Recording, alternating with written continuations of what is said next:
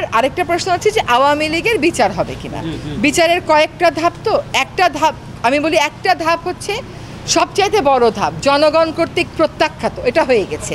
দ্বিতীয় হচ্ছে আওয়ামী লীগের সকল কর্মকাণ্ড বিচারিক প্রক্রিয়া সম্পন্ন না হওয়া পর্যন্ত স্থগিত রাখতে বলা হয়েছে, নিষিদ্ধ করা হয়েছে, সেটাও কিন্তু হয়েছে। এখন হচ্ছে বিচারিক প্রক্রিয়ায় আওয়ামী লীগের কি বিচার হবে, আওয়ামী লীগের ব্যাপারে কি সিদ্ধান্ত হবে, আমি বলছি সিদ্ধান্ত কি হবে এটা তো আমরা বলতে পারবো না, বিচার বিভাগ বলবে। আমরা আমাদের মতন করে বিচারের দাবিটা যেটা দেওয়ার, যে আইনজীবীরা আছেন তারা সেই আইনজীবী দেবেন। এখন আপনি যেটা বলছেন 1 বছর হয়ে গেছে, হ্যাঁ, ধরেন আমরা যখন দায়িত্ব নিলাম তারপরে বলেন তো 3-4 মাসে কোন জিনিসটা ছিল আমাদের, মানে আপনি বাহিনী বলেন, প্রশাসন বলেন, আমলাতন্ত্র বলেন, বিচার বিভাগ বলেন, কোনোটা কি ছিল আমাদের সাথে কারোর সাথে? পুরোটাই তো কলাপস করে পড়েছে। এই জিনিসটাকে একটা জায়গায় নিয়ে এসে বিচারের কাজটা শুরু হয়েছে এবং বিচারের কাজটা কিন্তু সরাসরি সম্প্রচার করা হচ্ছে।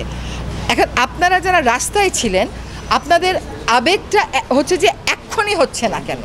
দুইটা কথা আছে ইংরেজিতে, জাস্টিস হারিড ইজ জাস্টিস বারিড।